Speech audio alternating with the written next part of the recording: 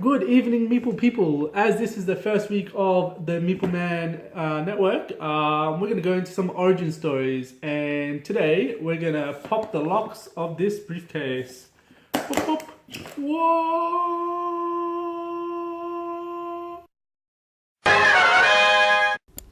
Issue number 1, we have Meepleman versus Top 5 Playing Card Games. Alright, so in this briefcase, which I picked up from the Green Shed, I like to keep two collections.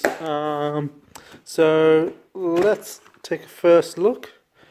Oh, the first thing you'll see is a million different types of boosters. So for a while I was collecting boosters of all the different card games. I forgot how much I had, but it's definitely over 20 different card games. And yeah, they're all sealed, so yeah, it's more of a hoarding thing. I don't think these are going to increase in value whatsoever. But it goes to show what kind of intellectual properties are big enough to be made into trading card games. So that's that. But that's not why I'm here today. Today I'm here to show you playing cards. Undoubtedly, playing cards are the reason why I got into tabletop gaming. Here I keep a few of my collection, got a few in my poker sets, and yeah, I reckon playing cards are the biggest influence when it comes to someone getting into tabletop gaming. And today I wanted to share you a top 5 list of my favorite card games. So let's get into that. Number 5. So number 5 we have poker. More specifically, it's Texas Hold'em. I'm not a big gambling man, so maybe that's why it's lower down my list.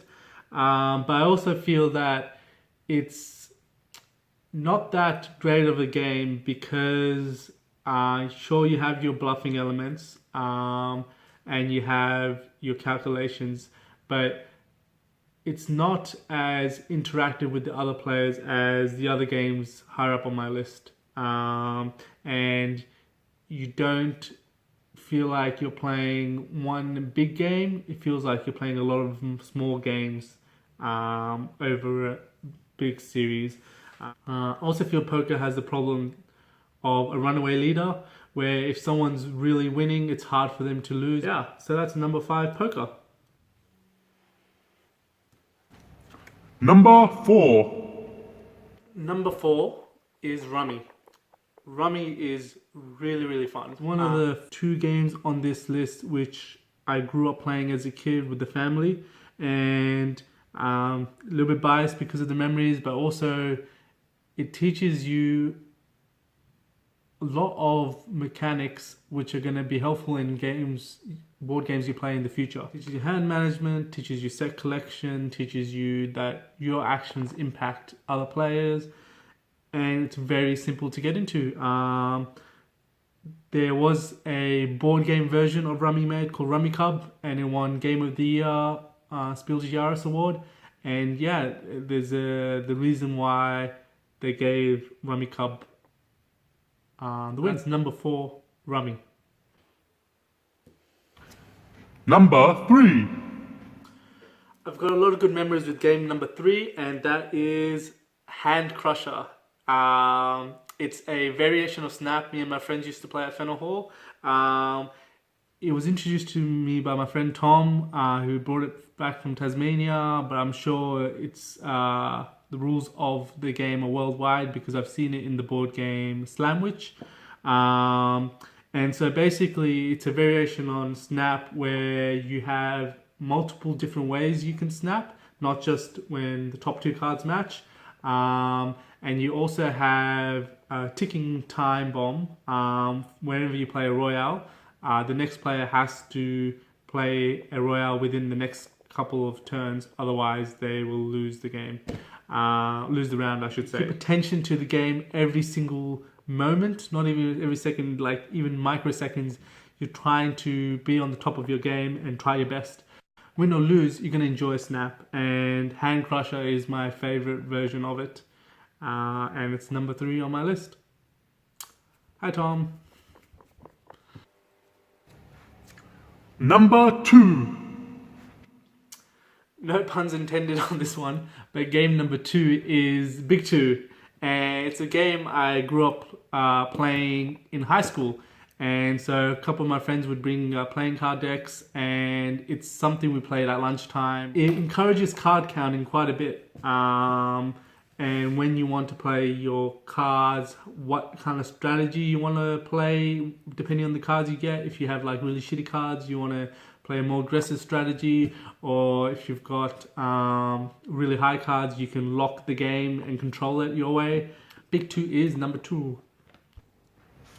Number 1.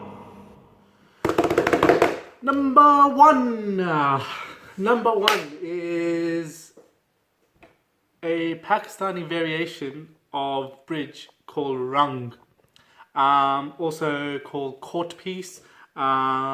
This is very dear to my heart because I grew up playing with my extended family, with my parents, with my brother, with my and it is really satisfying when you win the game of Rung, because you're doing card counting. You have to, like in this kind of game where it's trick taking. If you've got a king of hearts, you got to know who has got the ace of hearts, or you got to wait till they play it out, or you got to bet on your partner having it if you're playing in a 4-player game. And it is very beautiful. Bridge, outside of poker, bridge is probably the most commonly tournament organized game there is, and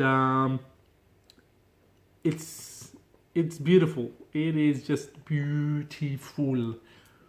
Boom. I might make a second video about this over the week, and maybe do a playthrough, because I found an online website which lets you play this with your friends or with bots. So yeah, my favorite game, my favorite playing card game is Rung. Obviously this is my first video.